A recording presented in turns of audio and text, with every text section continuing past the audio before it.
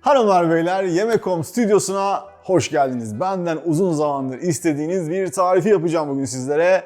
Falafel. Ama fırında falafel yapacağız. Daha öncesinde size orijinal falafel nasıl yapılır onun tarifini vermiştim. Merak edenler şuradan izleyebilirler. Aradaki nasıl farklar var onların hepsini az sonra anlatacağım. Yapımı inanılmaz kolay, inanılmaz basit.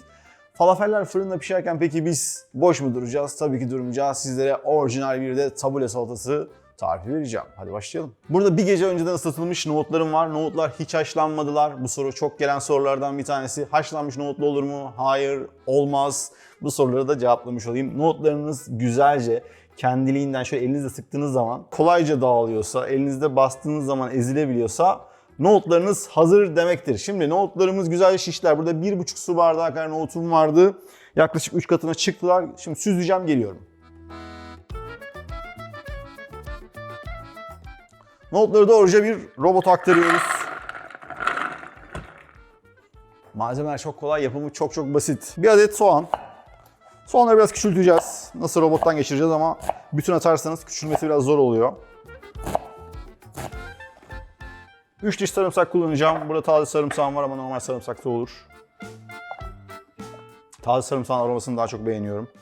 Bu arada tabii ki tarifte nohutun yarısı kadar da ıslatılmış bakla kullanabilirsiniz. Sarımsakları da biraz ufaltalım. Onlar da içeri. Bir tane yeşil sivri biber kullanacağım. Acı olursa ne hala. Sevmiyorsanız tatlı olsun. Onu da biraz ufaltıyorum. Sıra geldi maydanoza. En çok sorulan soru. Yeşillikleri yıkıyor musunuz, yıkamıyor musunuz? Tabii ki yıkıyoruz. Yani ne yapacağız? Biz burada bunları kirli mi yiyelim istiyorsunuz? Yıkıyoruz, kurutuyoruz. Çünkü ıslak bir şey doğramak çok kötü görsele sahip. O nedenle her zaman için kurutup öyle kullanıyoruz. Aklınızın köşesinde bulunsun. Sizler ıslak da kullanabilirsiniz. Maydanozları da biraz ufaltalım. Saplarını çok fazla kıymayalım. Sadece yapraklar. Maydanozları da içeri. Tuzumuzu atalım. Yaklaşık şöyle 2 çay kaşığı kadar. Karabiber. Olmazsa olmaz kimyon 1 çay kaşığı kadar. Ve son olarak aromatik bir baharat kullanacağım. Yeni bahar. Yeni bahar yerine tarçın da kullanabilirsiniz. Yarım çay kaşığı kadar da yeni bahar. Ve şimdi robottan geçirebiliriz.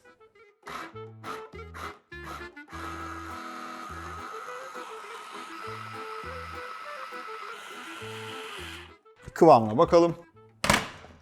Şöyle kenarları biraz ortaya doğru ittirelim. Kokusu var ya, mükemmel. Soğan, sarımsak, biber, maydanoz. Mis gibi kokuyor. Evet, kıvam muazzam oldu. Bu işte birazcık sabır göstermeniz gerekiyor. Ara ara kenarlardan sürekli aşağı doğru ittirin ki hepsi eşit boyutta küçülebilsinler. Aradığımız kıvam neredeyse bir bütünleşmiş macun kıvamı. Yani koyduğumuz malzeme de neredeyse yarıya inmiş vaziyette. Şimdi başka bir kaba alalım rahatça karıştırmak için. Şimdi diyeceksiniz ki ne farkı var kızarmışla fırında olan falafelde? Daha önceki tariften hatırlarsanız bu aşamadan sonra bir un eklemesi vesaire yok. Bunu birazcık dinlendirip, şekillendirip ondan sonra derin yağda kızartmıştım. Ama şimdi öyle yapmayacağız.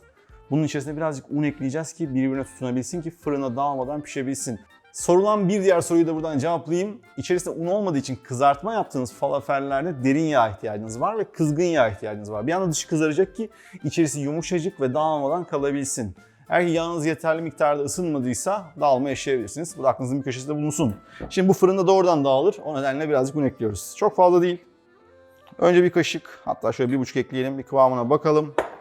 Şöyle elimizde hafiften aralara bakın sıkıştırmadan şöyle toparlarmış gibi. Çünkü nemli olduğu için ben buna yarım kilo da un koysam hepsini alır. Önemli olan toparlandığı noktayı bulabilmek. En az miktarda unla yapmaya çalışıyoruz. Bakalım elimizde sıktığımız zaman kolayca bir köfte kıvamını alıyor. Birazcık daha sanki, bir yarım kaşık daha. Şimdi hafiften toparlayalım. Böyle bir hamurmuş gibi adeta. Zaten dokunurken elinizde hissetmeye başlayacaksınız. Böyle tuttuğunuzda elinizden kolayca ayrılıyor. Bu da hazır demektir. Şimdi hemen şekil verip fırına atmayacağız. Çünkü unun birazcık nohutlarla bütünleşmesini istiyorum. Lezzetlerin bir araya gelmesini istiyorum. Bunu bir 20 dakika buzdolabına atacağız. Kendini çekecek. Ondan sonra çok kolay bir şekilde şekillendirip Önce fırınlayacağız. Harcımız hazır. Yağlı kağıt serilmiş tepsimiz var. Tabii ki birazcık renk katsın diye hafiften yağlı kağıdı yağlayacağız. Yağlı kağıdı yağlamak. Şimdi harcımızdan ufak parçalar kopartın. Dilediğiniz boyutlarda yapabilirsiniz. Biraz ufak, biraz büyük hiç fark etmez. Elinizde güzelce sıkıştırın. Sonra kenarlarından dilediğiniz şekli verebilirsiniz. Dilerseniz silindir, hafiften bastırıp şöyle yuvarlak, nasıl istiyorsanız. Ama düz yüzeyler daha çok işinizi görür çünkü ters çevireceğiz birazdan pişirirken. Böylelikle her yüzeyi eşit şekilde kızaracaktır.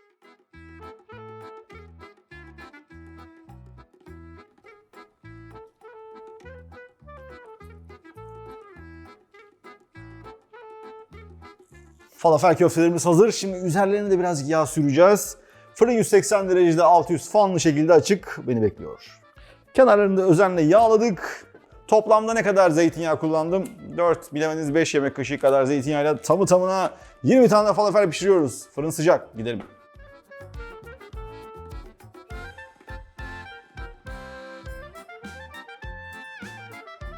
Falafeller kızarmaya başladılar. Biz de tabule yapalım. Sıcak suyumuzu alalım. Tabule yanlış bilinen salatalardan bir tanesi daha. Bizde genelde yapılan tabuleler bol bulgurlu oluyor. Aksine az bulgurlu, bol maydanozlu yapacağız.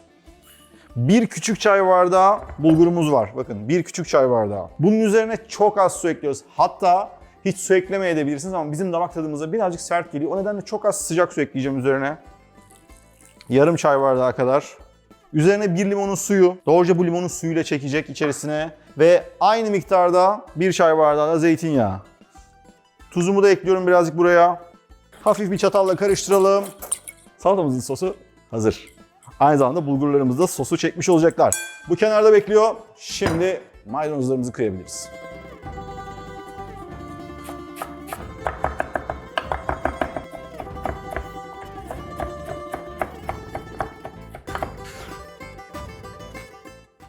İkinci demet maydanozu da doğrayalım. Gördüğünüz gibi olabildiğince, hatta 2 bıçak kullanabiliyorsanız 2 bıçak, kullanamıyorsanız tek bıçakla neredeyse bulgur tanesi kadar ufak olacak şekilde maydanozu doğruyoruz.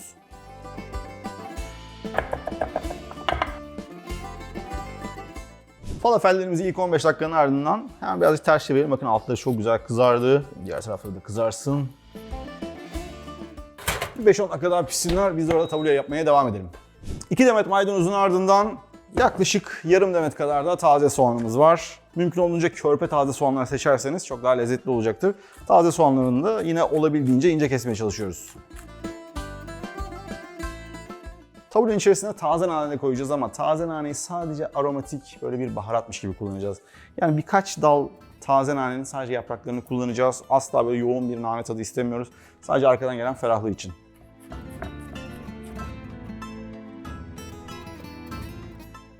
Son olarak da domates ekliyoruz ama domatesin sadece etli kısmını ekleyeceğiz. Domatesi 4'e bölün. Böyle etli kısmından şöyle güzelce bütün çekirdeklerini alıyoruz. Sadece bu etli kısmını kullanacağız.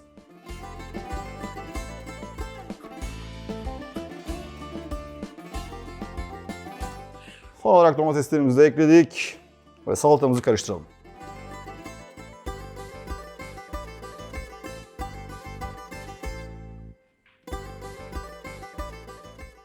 Ve falafellerimiz hazır. Tabulemiz de hazır. Hepsi 1 saat içerisinde halloldu bitti. İşlem tamam. Ama buradan yoğun baskı yedim. Tahinli bir sosta istemez mi? Tahinli bir sosta istemez mi? Ya dedim ki ben tahin sosu daha önce çok anlattım. Salata bölümünde var. İsteyen oradan izleyebilir. Bir önceki falafel bölümünde de muhteşem bir tahin sos vardı zaten. Ama yine yoğun istek üzerine. Bu sefer en pratik versiyonunu göstereceğim. Biraz tahinimiz var. Hemen tahinimizi ılık suyla, sıcağa yakın ılık suyla birazcık çırpıyoruz. Önce kesilir gibi oluyor. Sonra yine toparlanıyor. Burada kıvamı dilediğimiz gibi ayarlıyoruz. Sarımsak falan eklemiyorum, kimyon falan yok. Dilerseniz biraz yoğurt ekleyebilirsiniz. Şimdi tuzumuzu ekliyoruz içerisine. Biraz limon suyu. Uygun mudur? Uygun mudur? Evet. uygundur. Sosumuz da hazır. Üzerine birazcık da toz kırmızı biber.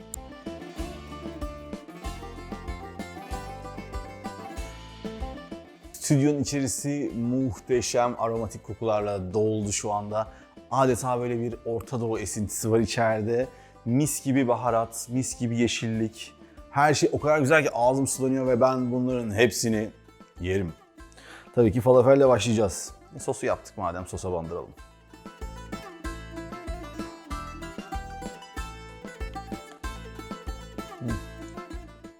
Falafelin içerisinden muhteşem böyle soğan, sarımsak, bütün lezzetler bir seçiliyor. Fırında piştiği için evet dokusu normal kızartmalara göre birazcık daha derli toplu, biraz daha sıkışıkmış gibi ama çok daha sağlıklı bir versiyon.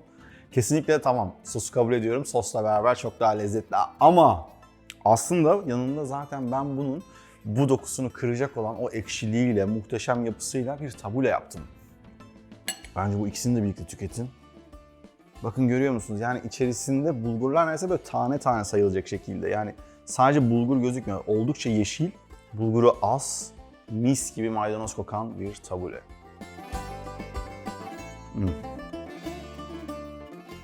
O kadar ferah ki.